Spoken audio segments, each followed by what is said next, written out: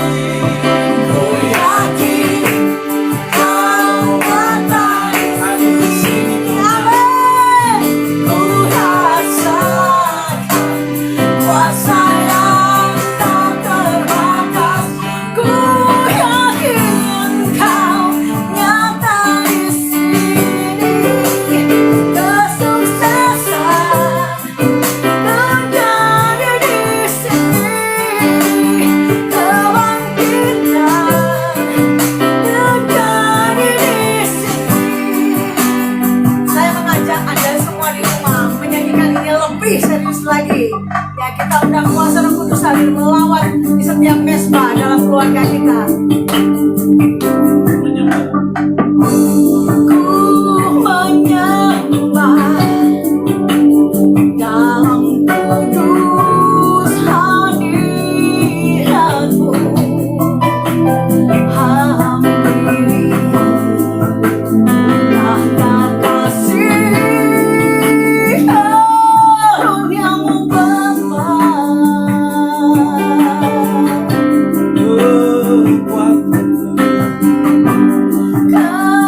Kekuatanku hanya dalam hadiratmu, Yesusku. Hanya Kaulah segalanya.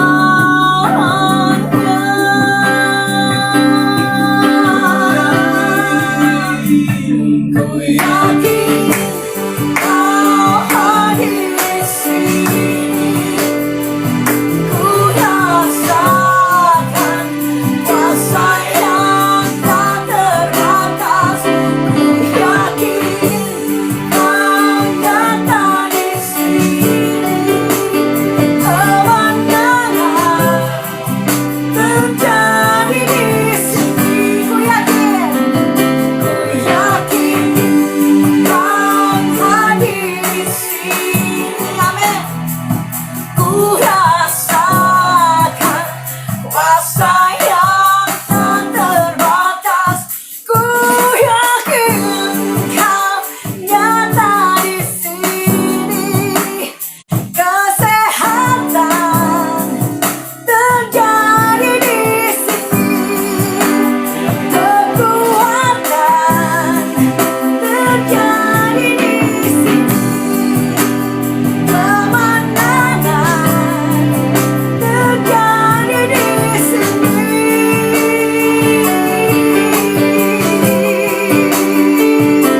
Haleluya, haleluya, haleluya. Thank you Lord Jesus. Thank you Lord Jesus. Thank you Lord Jesus. Thank you Lord Jesus. Amin, amin, amin, amin. Aku yakin Bapak, saat ini juga semua yang mengikuti streamingmu ya Bapak, Kau boleh tutup bungkus dengan darah Yesus yang kudus. Berikan kekuatan, kesehatan, kesembuhan, kemuliaan, kebangkitan dan kemenangan terjadi. Lawat hati setiap hari Bapak, untuk masuk hadiratmu lebih lagi. Mengundang kuasa-Mu sungguh-sungguh hadir ada di dalam setiap hati kami. Terpuji Engkau Yesus, terima kasih Bapak. Oh tambah syukur Bapak ya syukur.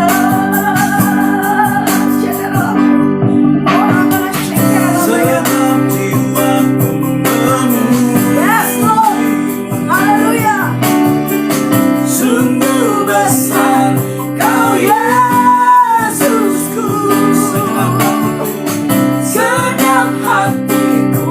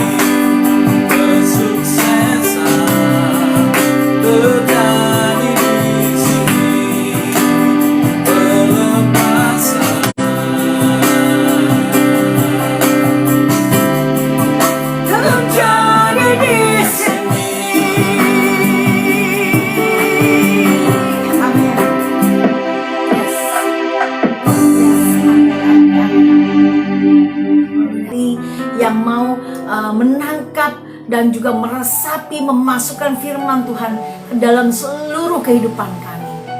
Kami tidak mau hanya menjadi pendengar, kami mau menjadi pelaku-pelaku firman Tuhan yang benar. Kami mau bertumbuh, berakar, berbuah, dan kami mau menjadi garam dan terang dimanapun kami berada. Terpujilah Engkau Bapa. Urapi mulut lidah bibir Pastor Yohanes, agar kiranya apapun yang ingin dia sampaikan, semuanya ada di dalam kendali-Mu. Terpujilah nama-Mu dari kekal sampai kekal, hanya di dalam nama Tuhan Yesus Kristus. Haleluya. Amin.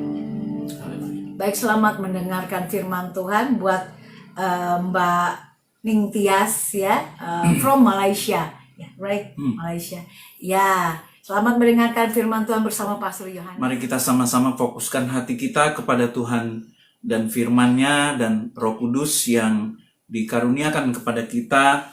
Biarlah menjadi pengajar, pembimbing dalam kehidupan kita sehingga kita menjadi orang-orang yang tetap kuat dan menjadi pemenang dalam segala persoalan yang kita hadapi. Haleluya, puji nama Tuhan. Nah, mari sama-sama kita lihat firman Tuhan malam hari ini. Mari kita baca di dalam Roma pasal yang ke-8. Roma pasal 8 ayat yang ke-7 sampai dengan 9. Roma pasal 8 ayat 7 sampai dengan 9. Haleluya. Roma 8 ayat 7 sampai 9.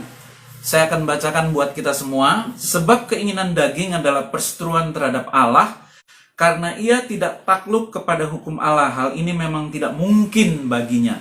Ayat 8, mereka yang hidup dalam daging tidak mungkin berkenan kepada Allah. Tetapi kamu tidak hidup dalam daging, melainkan dalam roh. Jika memang roh Allah diam di dalam kamu. Tetapi jika orang tidak memiliki roh Kristus, ia bukan milik Kristus. Nah, ada banyak pengertian yang sampai hari ini, saudara, ketika kita percaya kepada Yesus,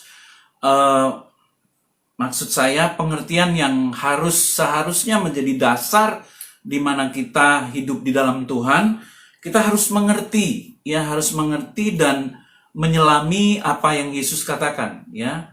Nah, Tuhan Yesus pernah bilang begini, kamu tidak mengerti firman-Ku karena kamu tidak mengerti bahasaku, ya. Kenapa Tuhan Yesus bilang begitu kepada murid-murid dan orang-orang yang mendengarkan pesan-pesan yang disampaikan oleh Tuhan Yesus pada waktu itu? Sebab ada banyak ketika Tuhan mengajarkan dan memberitakan kerajaan Allah di bumi ini, banyak sekali hal-hal yang menjadi rahasia yang tidak terbuka, sehingga Yesus katakan bahwa kamu tidak menangkap apa yang aku katakan, ya.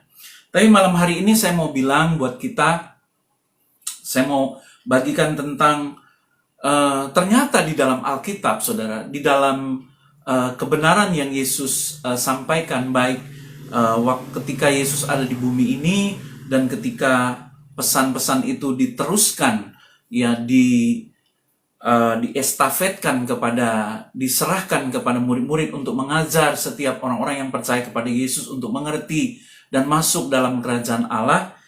Nah, saya menemukan di sini bahwa ada yang namanya milik Kristus, milik Tuhan atau bukan, gitu ya.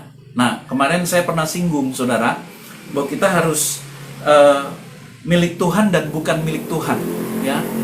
Ada orang berkata begini, Pak, kenapa saya tuh hidup benar, ya, hidup sungguh-sungguh, tapi itu serangan, tekanan, dan juga tidak sedikit fitnahan, tidak sedikit perguncingan, tidak sedikit kejahatan-kejahatan yang selalu saya terima dan merasa diperlakukan tidak adil. Tetapi ada orang yang hidupnya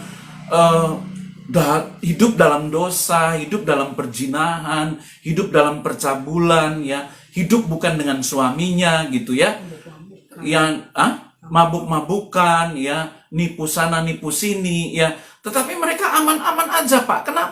Kenapa saya yang hidup sungguh-sungguh, saya mencari Tuhan sungguh-sungguh, bahkan saya sudah meninggalkan jubah lama saya, Pak, bahkan saya meninggalkan sebagian besar komunitas yang sebenarnya kalau hidup secara manusia memberikan keuntungan bagi saya. Tetapi karena saya mengikut Yesus, saya melepaskan semua itu dalam hidup saya. Tetapi apa yang saya terima, Pak? Ya, saya menerima ketidakadilan, saya diperlakukan selalu ditekan. Apapun yang saya lakukan ketika saya melakukan kesalahan sekecil apapun, itu menjadi sorotan bagi saya, dan saya selalu diintimidasi, dan saya dicari kesalahan-kesalahannya, dan saya ini dan itu dan ini, banyak sekali yang menekan hidup saya, Pak. Saya sungguh-sungguh di dalam Tuhan. Nah, ini saya mau sampaikan kepada kita malam hari ini.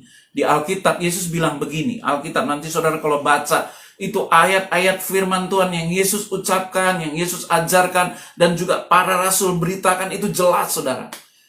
Di dalam firman Tuhan tuh nggak ada abu-abu, ya, gelap atau terang, gitu, ya, siang atau malam. Itu dua hal yang ekstrim dan bertolak belakang. Alkitab tuh jelas, perempuan, laki, nggak ada di tengah-tengah, gitu ya.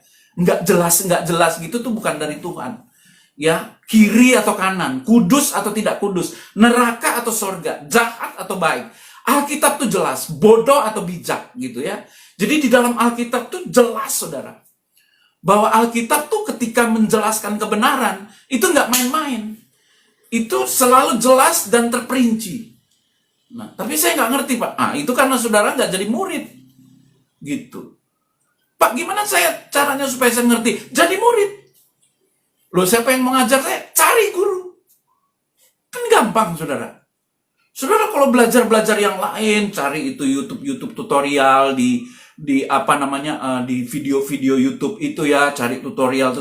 Kan saudara dapat di situ ada penuntun ya, apapun keperluan, apakah itu soal mekanika, soal IT, soal elektronik, soal makanan-makanan, soal kesehatan, soal bagaimana kebugaran, soal namanya psikologis, itu semua ada tuntunan tutorial di YouTube, saudara bisa temukan itu. Dan mencari guru untuk belajar firman Tuhan, banyak, saudara. Jangan bilang sedikit, jangan bilang nggak ada. Saudara, bagaimana Pak saya supaya mengerti itu? Belajar Alkitab, firman Tuhan. Supaya kita mengerti. Ya, pengertian itu penting, saudara. Karena kerajaan Allah itu harus dibukakan. Kalau enggak, kita nggak ngerti. Nah, malam hari ini poinnya adalah ketika orang komplain di dalam hal itu, di dalam Alkitab itu cuma bilang begini. Ada dua kemungkinan. Satu, saudara milik Tuhan atau bukan. Kalau saudara tetap orang berbuat dosa, nggak ada yang ngomel sama dia. Tapi kalau saya kesalahan sedikit, Pak, itu sorotan mata kepada saya. Seolah-olah saya tuh dikuliti ketika saya berjalan memasuki ruangan itu, semua mata tuh menguliti saya, ya, menelanjangi saya, seolah-olah tuh saya tuh salahnya udah kebangetan gitu. Padahal hal kecil yang saya lakukan. Nah, saudara, saya mau bilang gini, kalau bukan milik Tuhan, maka saudara akan dibiarkan. Apapun kesalahan, dosa apapun yang kita dilakukan oleh orang yang bukan milik Tuhan, itu akan dibiarkan oleh Tuhan. Tetapi orang yang menjadi milik Tuhan tidak akan dibiarkan oleh Tuhan menjadi binasa karena kesalahan-kesalahan yang dia lakukan. Karena Tuhan mengasihi dia, karena Tuhan sudah menebus dia menjadi miliknya. Nih, Roma pasal 8 ayat 9 dikatakan, tetapi jika kamu tidak hidup dalam daging melainkan dalam roh, jika memang roh Allah diam di dalam kamu, tetapi jika orang tidak memiliki roh Kristus, ia bukan milik Kristus. Jadi ada namanya milik Tuhan dan ada yang namanya bukan milik Tuhan. Kalau orang memiliki roh Kristus, dia milik Kristus. Karena dia sudah ditebus dengan darah Yesus dan menjadi milik Yesus. Apapun yang menjadi dan siapapun yang menjadi milik Yesus akan diperhatikan oleh Tuhan. Itu sebabnya mata Tuhan ada di mana-mana. Ketika kita melakukan satu kesalahan, itu sorotan mata sekalipun tersembunyi, itu Tuhan akan kejar kita. Daud ketika dia jatuh dalam dosa, karena dia berzina dengan Batsyeba yang melahirkan Salomo itu. Ya, Urias suaminya itu disuruh berperang di front line. Ya, di baris depan. Tahu saudara, itu tujuan Daud untuk membunuh supaya suaminya cepat mati dan dia bisa menikahi Batsyeba. Dosa itu tidak diketahui oleh siapapun dan tidak ada yang berani ngomong sama Daud. Tetapi tidak dibiarkan Tuhan untuk Daud melakukan kesalahan. Karena dia milik Tuhan dan sudah Tuhan pilih dia sejak dari awal. Gitu. Jadi kalau orang yang milik Tuhan tuh nggak akan dibiarkan dia akan terjatuh, tergeletak dan akhirnya sekarat dan binasa. Tuhan akan memperhatikan dia dan akan mengurus apapun yang terjadi, mau dia jatuh bangun mau dia jatuh dalam kesalahan, Tuhan akan ngurus dia dan akan terus diproses supaya menjadi indah dan menjadi seperti Kristus. Itu memang tujuan Bapa ketika kita diselamatkan dalam Kristus Yesus dan Roh Allah dikaruniakan kepada kita. Nih dia bilang, jika orang tidak memiliki Roh Kristus, ia bukan milik Kristus. Gitu. Ya, ada Roma 14 ayat 8. Coba kita buka Roma 14 ayat 8 supaya lebih jelas, saudara. Ini saya mau Roma 14 ayat 8. Sebab jika kita hidup untuk Tuhan, dan jika kita mati untuk Tuhan. Jadi baik hidup atau mati, kita adalah milik Tuhan. Gitu. Jadi orang-orang seperti kita yang sudah ditebus, Tuhan tuh gak akan biarkan kita terus ada di dalam dosa. Tapi kok dia udah percaya Yesus, Pak. Dia sering ke gereja juga. Tapi kok dia aman-aman aja, Pak, gitu ya. Diberkati, bahagia gitu, sepertinya gitu ya. Nah, saya cuma mau ingatkan, ada dua kemungkinan, dia milik Kristus atau bukan gitu. Sebab kalau dia bukan milik Kristus, dia akan dibiarkan begitu. Cuma ada dua kemungkinan. Kalau kita milik Kristus, kita tidak akan dibiarkan terus hidup dalam dosa. Ya, jangankan hidup dalam dosa, baru mau melakukan aja Tuhan udah tegur. Ya, ada anaknya kebeset inilah kebeset kaca lah, mau mati, lalu cepat-cepat sadar. Tapi itu udah cambukan luar biasa, saudara. Tapi ada orang yang langsung disentil gitu sama Tuhan. Ya itu karena Tuhan mengasihi dan menghalangi orang itu supaya tidak jatuh di dalam dosa dan binasa. Dan tidak terpuruk di dalam keadaan yang lebih buruk gitu. Karena Tuhan mengasihi dia, maka dia care. Ya apa, katakan kalau saudara memiliki sesuatu, misalnya anjing aja ya. Saudara kan care banget gitu ya. Belum makan, ya lapar, anjing dikasih makan, padahal anjing loh. Gitu. Tuhan bilang, you bisa ngurusin anjing, tapi kok nggak bisa ngurusin manusia lain supaya selamat gitu. Anjing tuh, aduh.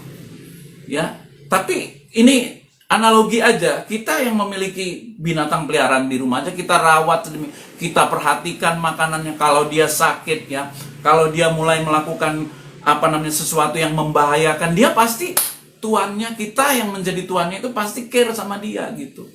Itu dikatakan milik kita. Apa aja, saudara, barang-barang elektronik aja kalau milik saudara nggak bisa disentuh. Gitu. Karena itu memang milik kita. Tapi kalau bukan ya, kita juga nggak ada haknya gitu loh. Ya, mau disentuh sama orang lain, kayak mau diinjak-injak, kita juga nggak ada hubungannya dengan itu gitu. Dan kita nggak mungkin mengintervensi. Dan bukan menjadi tanggung jawab kita juga. Tetapi kalau kita milik Tuhan, maka Tuhan akan care sama kita. Ya, tidak dibiarkannya orang benar itu jatuh di dalam dosa. Enggak, saudara. Enggak akan dibiarkan. Tuhan itu selalu menghalangi kita untuk, apalagi kita hidup bersungguh-sungguh ya. Makanya mata Tuhan itu kan banyak ya. Mata Tuhan itu banyak. Kenapa kita yang seolah-olah kita diperlakukan, tapi kalau saya selalu merenung, saudara, seolah-olah kalau saya lakukan hal kecil aja yang itu, omongannya udah kemana-mana. Tapi waktu saya merenungkan, Tuhan cuma ingatkan saya gini, kamu itu milik aku dan mataku ada di mana-mana untuk mengawasi kamu. Gitu. Jadi memang Tuhan sengaja taruh matanya di mana-mana dan mulutnya di mana-mana supaya bisa ngomong sama kita, anakku itu bahaya. Anakku itu nggak boleh. Anakku itu menyesatkan kamu. Anakku, kamu tidak boleh bersikap gitu karena tidak seperti Kristus. Anakku, kamu harus menjadi sempurna seperti aku, Bapamu adalah sempurna gitu. Jadi banyak mulut yang Tuhan pakai di sekitar kita, apalagi orang-orang dekat kita. Kemarin saya sampaikan tentang besi, menajamkan besi, orang menajamkan sesamanya. Dan Tuhan pakai orang-orang sekitar kita untuk bicara kepada kita. Maka saya selalu sama istri kita berdua, kita selalu begini, kita bersyukur aja, kita terima semuanya, Dan kita percaya bahwa Tuhan mengasihi kita. Tuhan sayang sama kita. Karena saya selalu bilang ini, saya adalah milik Tuhan. Kalau hari ini Tuhan pakai mulut semua orang di sekitar saya untuk membentuk saya, dan juga mata semua orang di sekitar saya untuk membentuk saya spesial di mata Tuhan. Gitu.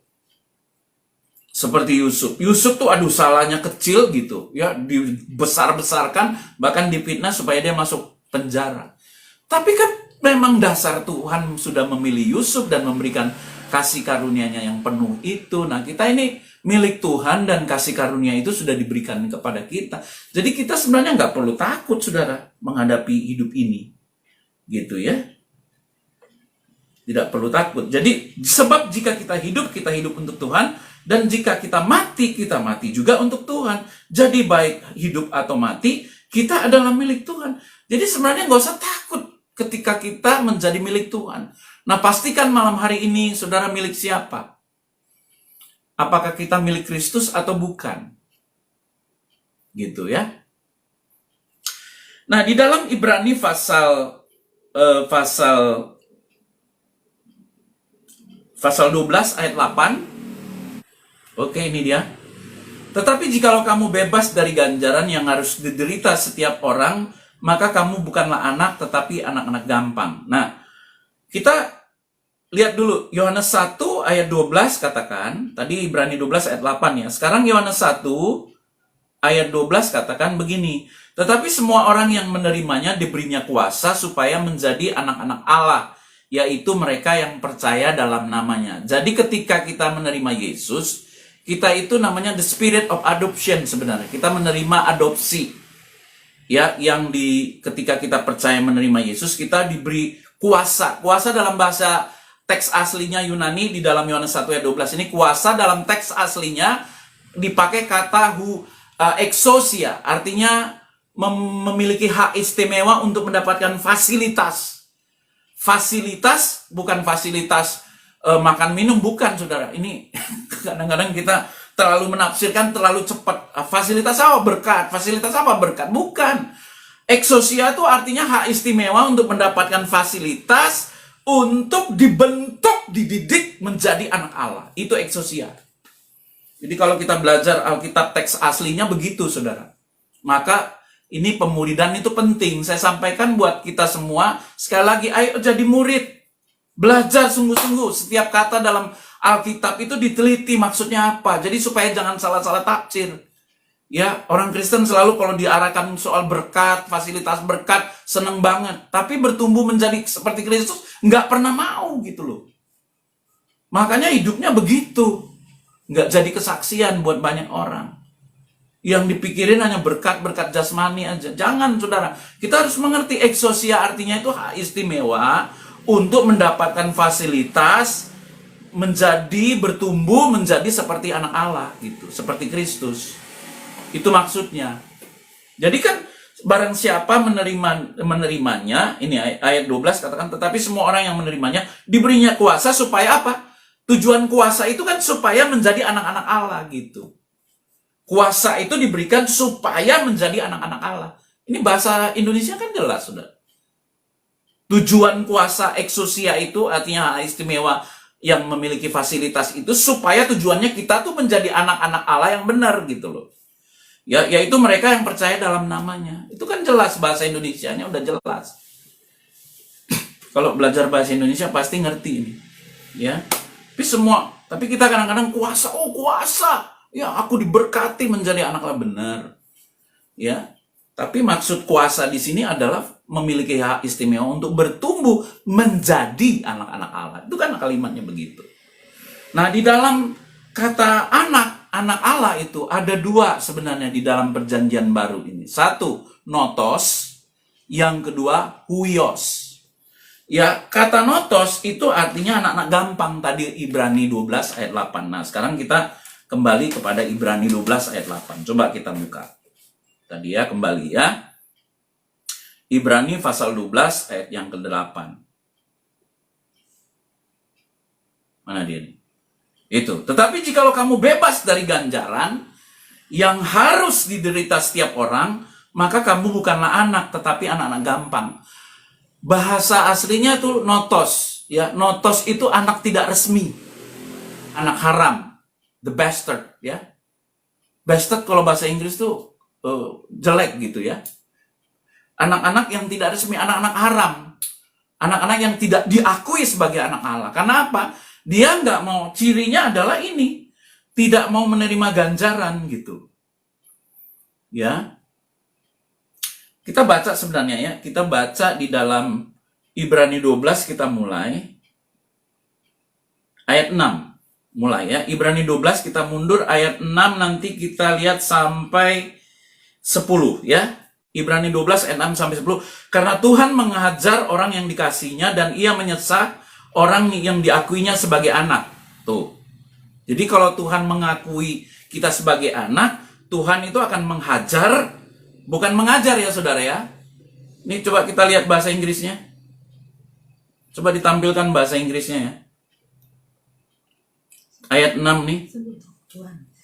Ya. For the Lord disciplines the one he loves and satisfies every son he accepts. Ya, jadi setiap ini, for the Lord sends punishment on his loved ones. Jadi bahasa Inggrisnya punishment, hukuman. Maksudnya ganjaran, saudara ya. Dihajar everyone whom he takes as his son has experience of his road. Jadi tuh dengan rotan ya, diberikan ganjaran dan diperlakukan sebagai anak. Nah, jika kamu harus menanggung ayat 7, jika kamu harus menanggung ganjaran, Allah memperlakukan kamu seperti anak.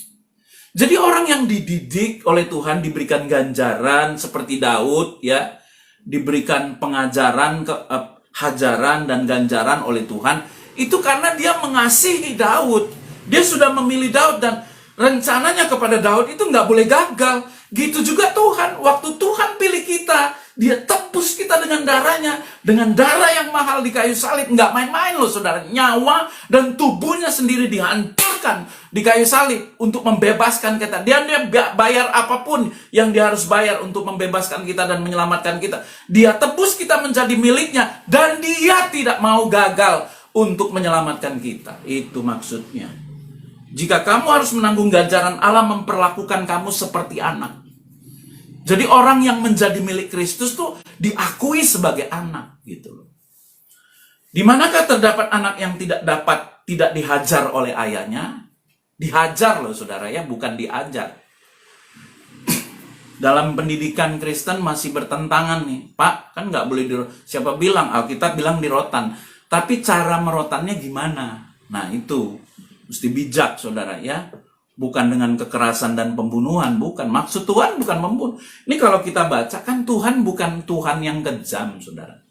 Tetapi dia mendidik. Nanti kalau baca, coba kita lihat ya. Jadi fasilitas, saya singgung sedikit. Fasilitas yang hak istimewa untuk mendapat fasilitas supaya bertumbuh menjadi anak Allah. Fasilitasnya itu apa aja? 1, Roh Kudus. Yang kedua, firman Tuhan. Yang ketiga, penggarapan intensif Tuhan dalam membesarkan atau mendewasakan anak-anaknya supaya menjadi seperti Kristus. Jadi Tuhan tuh nggak tinggal diam, saudara. Makanya kita kalau ngerti ini, kita bukan menjadi orang Kristen yang frustrasi sebenarnya. Kita bangga. Karena kita jadi milik Bapa. Di Alkitab jelas nih.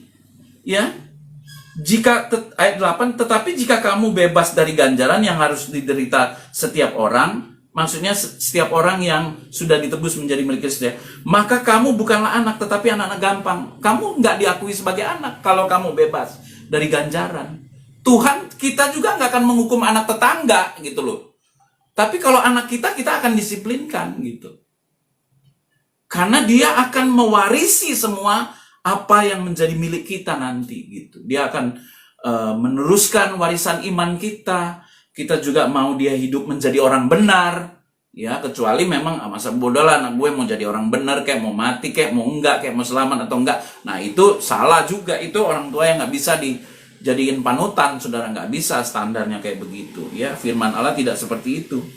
Jika kamu harus menanggung, nah tetapi jika kamu bebas dari ganjaran, harus diderita setiap orang, maka kamu bukan anak, tetapi anak-anak gampang.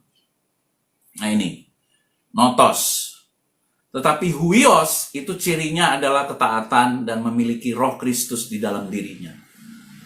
Roma 8 ayat 14. Yuk, kita buka Roma 8 ayat 14. Bilang begini, semua orang yang dipimpin roh Allah adalah anak Allah.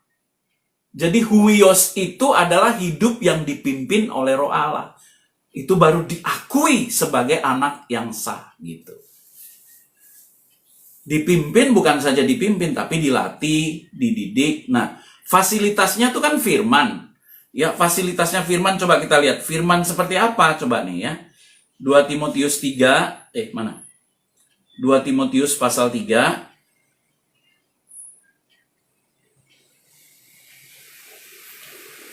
16-17. Segala tulisan yang 2 Timotius 3 ayat 16-17. Segala tulisan yang diilhamkan Allah memang bermanfaat untuk mengajar, ya, firmannya, untuk menyatakan kesalahan. Tuh firman Tuhan aja udah gitu ya. Ya, mengajar, firman Tuhan tuh mengajar, ya, menyatakan kesalahan, memperbaiki kelakuan. Jadi Tuhan ketika dia memberikan firman-Nya kepada kita bukan yang enak-enak aja, saudara, tapi untuk memperbaiki kelakuan saudara dan saya. Gitu. Ya, tujuan firman Tuhan tuh itu mengajar, menyatakan kesalahan. Makanya kita kadang-kadang kalau kita mau hidup sungguh-sungguh selalu ya ada orang-orang yang terus memperhatikan kesalahan kecil aja, kita diperhatikan gitu ya. Dan diomongin. Tapi itu bagus sebenarnya buat kita karena firman Tuhan itu akan diberikan kepada kita dan untuk menyatakan kesalahan kita. Jadi orang yang nggak mau dengan fasilitas ini nggak bisa jadi anak Allah. Nah, bisa-bisa saudara bukan milik Tuhan gitu. Makanya dibiarin aja. Hidup dalam dosa ya nggak apa-apa. Kalau gini, kalau saudara hidup dalam dosa tapi orang semua bilang, nggak apa-apa, biarin aja. Orang semua juga diam, nggak berani koreksi saudara. Ya, apalagi kalau saudara kasih duit gitu ya. Ya, dan mereka semua diem aja gitu, nggak berani ngomong gitu. Nah, jangan-jangan saudara bukan milik Tuhan gitu. Karena setiap orang yang menjadi milik Tuhan itu pasti satu, firman Tuhan pun akan menyatakan kesalahan dan memperbaiki kelakuan. Baru terakhirnya dikatakan apa? Mendidik orang dalam kebenaran. Baru dimasukin tuh ya, dididik orang menjadi benar gitu ya. Makanya kalau kita anak Tuhan, milik Tuhan, ya milik Tuhan tuh pasti anak Tuhan. Anak Tuhan yang sah itu adalah milik Tuhan. Gitu maksudnya ya. Ada huios. Itu anak yang sah milik Tuhan maksudnya. Huios. Ya, kata yang legal gitu ya. Jadi yang diakui sebagai anak adalah orang yang dipimpin roh Allah. Dan hidup dengan fasilitas firman Allah. Untuk mendewasakan dia. Firman Allah yang seperti apa? Menyatakan kesalahan, memperbaiki kelakuan, mendidik orang dalam kebenaran. Itu maksudnya gitu. Jadi bukan blessing aja tiap hari ngarepin blessing. Saudara, kalau misalnya dukun atau penyembahan berhala itu begitu modelnya. Maka orang Kristen tuh sebenarnya terkontaminasi dengan pola berpikir mistis. Karena itu latar belakang, apalagi di negara kita Indonesia. Itu kan penyembahan animisme, roh mistis itu kan banyak sekali, saudara. Ya, hampir di seluruh kebudayaan Indonesia coba lihat, nggak ada yang nggak nyembah berhala, semua nyembah berhala, ya. Bahkan latar belakang nenek moyang saya juga orang Maluku punya animisme, kuasa gelap, penyembahan pohon-pohon, apa semua ada gitu. Nah ini latar belakang kayak gini mempengaruhi pola pikir yang mistis itu masuk dalam kekristenan kita. Padahal Tuhan itu lain gitu, dia kehidupan. Kehidupan. Bukan mistis. Kekristenan tuh bukan mistis. Hari ini kasih perpuluhan, besok dapat berkat. Itu lotrek namanya, saudara ya. Dan lotrek juga belum tentu menang. Bukan, kita tuh persembahan. Apa saya selalu bilang? Persembahan, perpuluhan itu ibadah kita kepada Tuhan. Rasa syukur yang kita berikan kepada Tuhan. Karena kita sudah ditebus menjadi miliknya. Itu maksudnya. Bukan kasih perpuluhan besok dapat lotre, saudara, bukan. Hari ini kasih perpuluhan 3 juta, besok dapat rumah gitu. Ya, besok lagi dapat motor gitu ya. Itu pasang nomor namanya gitu ya. Hadiahnya itu gitu. Bukan itu, jangan ke sana, saudara, jangan. Kita wajib memberikan segala, mempersembahkan sebagai rasa syukur kita kepada Tuhan. Nah, kita ini milik siapa? Itu yang harus kita tahu, gitu ya. Jadi menentukan kita milik siapa. Tapi kalau kita ini milik Tuhan, maka iblis pun tidak berani menjamah kecuali izinnya Tuhan. Gitu loh maksud saya. Jadi ketika kita meninggal pun kita gak usah takut karena kita sudah menjadi milik Tuhan. Gitu.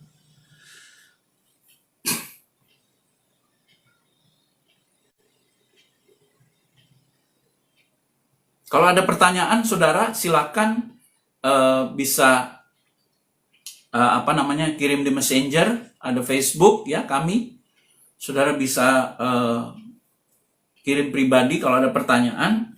Pak, gimana? Kan ayat-ayat di firman Tuhan itu di dalam Alkitab, apalagi Perjanjian Baru. Nih saudara, Tuhan bilang, lebarlah jalan menuju kepada kebinasaan, tetapi sesaklah pintu yang menuju kepada kehidupan. Gitu. Banyak yang dipanggil tetapi sedikit yang terpilih. Itu ayat-ayat begitu banyak, saudara. Jadi maksudnya apa? Semua orang dipanggil menjadi anak Allah, tetapi yang mau hidup menjadi anak Allah yang sungguhan dan menjadi milik Kristus, itu pilihan. Loh kok begitu, Pak? Makanya saudara, kita diberi kehendak bebas. Makanya ada penghakiman. Karena kan hidup ini pilihan. Seperti Hawa memakan buah itu. Kan Tuhan udah bilang, jangan makan buah itu. Pada hari engkau memakannya, pastilah engkau mati. Kan perintahnya udah ada. Loh, kenapa Tuhan nggak langsung, kalau Tuhan udah tahu itu kan membawa maut. Waktu Hawa makan, kenapa nggak langsung dicegah, Pak? Nah, itu namanya kehendak bebas. Diberikan pilihan. Bukan robot. Gini, kalau tidak ada kehendak bebas itu, kita nggak perlu penghakiman dan juga penebusan. Nggak perlu, saudara. Karena yang tidak taat sudah masuk neraka, yang taat aja masuk surga. Udah jelas gitu loh. Tapi kan Tuhan penuh dengan kasih. Ketika Hawa makan buah itu nggak langsung dicaplok, ditegur gitu. Enggak. Hidup itu pilihan. Dan diberi kebebasan. Saudara mau hidup sungguh-sungguh menjadi anak Allah atau enggak, itu pilihan, kebebasan. Gitu. Dan itu normal sebagai manusia yang normal. Kita hidup sebagai manusia yang punya kehendak bebas dan diberikan wewenang untuk memilih kiri atau kanan, ya mati atau hidup gitu, yang benar atau yang salah. Ya, itu kan sebenarnya kemerdekaan secara manusia yang Tuhan sudah. Nah, itu yang saya bilang takdir. Ya, destiny-nya itu begitu gitu ya. Pak, takdir itu jangan punya pengertian takdir salah-salah ya, saudara.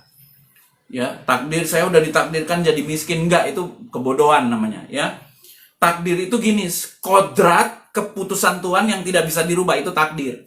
Misalnya apa, Pak? Ya, contoh saya dilahirkan sebagai laki-laki, saya enggak boleh rubah gender saya nih jadi perempuan gitu, operasi atau apa. Itu namanya saudara menolak takdir saudara. Ketentuan kodrat yang sudah ditentukan menjadi eksistensi keputusan Tuhan. Tuhan sudah ciptakan begitu, itu keputusan dan kedaulatan Tuhan. Saudara langgar. Itu namanya menentang kodrat dan takdir saudara. Itu namanya takdir gitu. Ya, saya kan nggak bisa milih lahir sebagai orang Amerika gitu ya. Nah, itu takdir saya gitu. Memang sudah ditentukan oleh Tuhan. Jadi orang Ambon, lahir di Indonesia, ketemu istri Chinese yang luar biasa ini, cantik, luar biasa ya. Ya, gitu. Ya, itu udah memang jalan hidup. Dan ketika saya memilih dia, itu pilihan saya. Tuhan memberikan kebebasan. Kalau cocok jalanin, kalau enggak ya putusin gitu. Tetapi ketika memutuskan menikah, ya itu pilihan saya. Dan saya bertanggung jawab atas pilihan saya. Gitu kan, kita diberikan kebebasan. Kata orang, Pak, saya udah takdir nikah sama dia. Salah, saudara. Kita masih berhak memilih. Kita kan punya hak diberikan hak istimewa itu. Untuk menjadi anak Allah, kita punya hak untuk memilih. Ada namanya kehendak bebas. Ya, untuk menentukan jodoh kita, jalan hidup kita mau jadi apa, kita harus mengetahui potensi yang Tuhan berikan dalam hidup kita. Itu manusia namanya. Tapi kalau kodrat itu sesuatu eksistensi dan keberadaan kita yang sudah ditentukan oleh Tuhan dan tidak bisa dirubah gitu ya. Seperti misalnya air dirubah jadi minyak, ya nggak bisa gitu, udah memang kodratnya air gitu. Keadaan eksistensinya ya zat cair gitu, air. Nggak bisa saudara jadiin minyak ya, itu perlu proses yang itu udah percobaan saintis kepintaran manusia. Tapi sebenarnya saya bilang itu orang-orang yang mau merubah dirinya menjadi seperti orang lain, ya tidak menjadi diri sendiri, itu melawan takdirnya sebenarnya. Ya, makanya ada istilah be yourself aja gitu. Jadilah seperti dirimu sendiri, ya sesuai dengan kehendak Tuhan dan jalan hidupmu. Kita ini diberikan kebebasan saudara untuk memilih. Itu makanya Tuhan tuh nggak langsung maksain kita, tapi kita mau memilih jadi anak Tuhan yang sah, menjadi notos atau huios yang menjadi milik Tuhan memang sungguh-sungguh seperti Kristus. Gitu. Jadi di dalam kebebasan itu ada tanggung jawab. Nah, Pak, seperti apa Pak? Kebebasan itu. Gini saudara, semakin kita bertumbuh di dalam Tuhan, ya ketika kita jadi huios, kita menjadi orang yang bertanggung jawab, dan orang yang mengetahui dan mengenal kebenaran banyak memang dituntut banyak. Gitu. Tapi orang yang tidak mau jadi anak Tuhan yang benar, tidak mau menjadi milik Kristus sesungguhnya, dia nggak akan dituntut, tapi dia jelas dihakimi gitu. Dan udah tahu arahnya kemana gitu. Dan dia tidak diakui sebagai anak. Tapi kalau orang yang diakui sebagai anak, dia akan diproses oleh Tuhan dan akan Tuhan menuntut banyak. Itu maksudnya disiplin, memperbaiki kelakuan dia dan mendidik dia dalam kebenaran. Kita bukalah ayat yang terakhir ya, Lukas 12 ayat 48. Ini supaya kita ngerti ya saudara. Jadi kalau saudara nanti udah nggak usah frustrasi lagi. Kalau saudara misalnya frustrasi, misalnya jadi sungguh-sungguh dalam Tuhan, tapi kok orang itu hidupnya nggak benar, kok bebas-bebas aja ya, makan enak, tidur enak dia, tapi dia hidup dalam dosa Pak. Ada dua kemungkinan, dia milik Tuhan atau bukan. Kalau dia bukan milik Tuhan dan dia terus dibiarin dalam dosa, saudara harus bersyukur. Bersyukur bukan karena dia jatuh dalam dosa, bukan. Saudara harus berdoa buat dia, tapi saudara bersyukur bahwa ketika saudara mau melakukan kesalahan, ada mata Tuhan di mana-mana yang mengoreksi saudara, sehingga kita merasa tidak nyaman. Secara daging nggak nyaman memang. Kita hidup ini nggak nyaman banget ketika mau ikut Tuhan sungguh-sungguh. Doa jadi gimana ya? Tapi banyak air mata keluar. Nah, saudara harus bersyukur. Daging memang tidak nyaman, tapi roh kita semakin hari semakin kuat di dalam Tuhan. Semakin besar. Semakin bertumbuh, semakin mengenal kebenaran. Gitu. Oh, ternyata Tuhan memang nggak mau saya begitu. Memang daging kita berontak. Makanya kan dimulai tadi, kamu hidup dalam daging atau dalam roh? Dipimpin Roh Kudus atau daging kamu yang mimpin kamu? Gitu. Pak, gimana orang baik yang tidak di dalam Tuhan Yesus? Ada namanya suneidesis. Apa itu Pak? Hati nurani. Saudara, ada orang-orang yang tidak di dalam Kristus, tapi mereka bisa melakukan kebaikan, itu namanya hati nurani. Ya, orang-orang ini hidup, ada bisikan namanya hati nurani yang baik. Gitu loh. Ya, itu nanti kita bahas di waktu yang lain, saudara ya. Jadi, tapi orang-orang yang di dalam Tuhan, yang sudah menyebut Tuhan, ya, mereka akan dihakimi. Ya, apakah menjadi anak Tuhan yang sungguh. Lukas 12 ayat 48. Ayat terakhir. Ya. Oke, tetapi barang siapa tidak tahu akan kehendak Tuannya dan melakukan apa yang harus mendatangkan pukulan, ia menerima sedikit pukulan. Jadi karena dia belum ngerti banyak ya. Jadi sesuai dengan tingkat pertumbuhan. Setiap orang yang kepadanya banyak diberi, daripadanya akan banyak dituntut, dan kepada siapa yang banyak dipercayakan, daripadanya akan lebih banyak lagi dituntut. Maksudnya begini, ketika kita semakin hari semakin bertumbuh, mengenal kebenaran, prosesnya tuh semakin hari semakin besar. Supaya apa? Supaya kita menjadi seperti Kristus dan menjadi huios. Bukan notos, anak-anak gampang, anak-anak yang haram itu, anak-anak yang tidak diakui, yang tidak mau dibentuk, yang tidak mau dididik, yang tidak mau diajar, yang nggak mau denger-dengeran. Gimana gue hidupnya, gue bikin dosa, yang penting orang nggak tahu, gue aman ya, gitu ya, gue gini selamat gitu, gue nikmati, tetapi yang lihat tuh Tuhan. Tapi kok dia nggak diapa-apain, itu bukan urusan saudara dan saya. Urusan kita adalah dengan Tuhan. Ketika Tuhan menghalangi kita untuk jatuh dalam dosa dan membuat kesalahan-kesalahan yang fatal dalam hidup dan merusak hidup kita, maka kita harus bersyukur kepada Tuhan. Karena orang yang tahu banyak akan dituntut banyak dan akan dibentuk oleh Tuhan sedemikian rupa sehingga kita menjadi seperti Kristus. Haleluya. Jadilah milik Tuhan dan menjadi milik Kristus. Kita diberikan fasilitas untuk bertumbuh dalam Kristus, dan juga bukan itu aja, tetapi kuasa untuk menjadi saksi, kuasa untuk berkuasa, mengalami kemenangan demi kemenangan dalam hidup ini. Udah, kalau makan minum jangan tanya, saudara. Tuhan tahu segala sesuatu kebutuhan kita. Tetapi ketika kita dibentuk kayak Yusuf, Daud, dan semua orang-orang yang dalam Alkitab yang kita bisa panuti dan kita ikuti teladannya luar biasa, mereka memberikan hati dan jiwa yang besar untuk mau dipersiapkan Allah untuk menerima, mewarisi kerajaan surga. Oke, satu lagi, Roma 8 ayat 15. Saya diingatkan Tuhan ya, sebelum tutup ini. Roma 8 ayat 15 sampai dengan 17. Sebab kamu tidak menerima roh perbudakan yang membuat kamu menjadi takut lagi, tetapi kamu telah menerima roh yang menjadikan kamu anak Allah, huios. Oleh roh itu kita berseru ya Aba, ya Bapa. Ya, roh itu bersaksi bersama-sama dengan roh kita bahwa kita adalah anak-anak Allah. Ayat 17, dan jika kita adalah anak, maka kita juga adalah ahli waris. Maksudnya orang-orang yang berhak menerima janji-janji Allah, yang akan menerima bersama-sama dengan Kristus, yaitu jika kita menderita bersama-sama dengan Dia, supaya kita juga dipermuliakan bersama-sama dengan Dia. Roma 8 ayat 15 sampai 17 ya. Jadi kita menerima Roh Kudus, kita disebut Spirit of Adoption ya. Dan oleh Roh itu bersaksi bersama-sama dengan Roh kita bahwa kita adalah anak. Dan kita bukan menerima roh perbudakan yang membuat kita menjadi takut lagi. Jadi gini, kalau kita lagi dibentuk sama Tuhan, gak usah takut, saudara. Gak usah khawatir hidup kita gitu. Ya, ada orang banyak nangis karena memang takut. Ya, hidup saya kok menderita gini ya.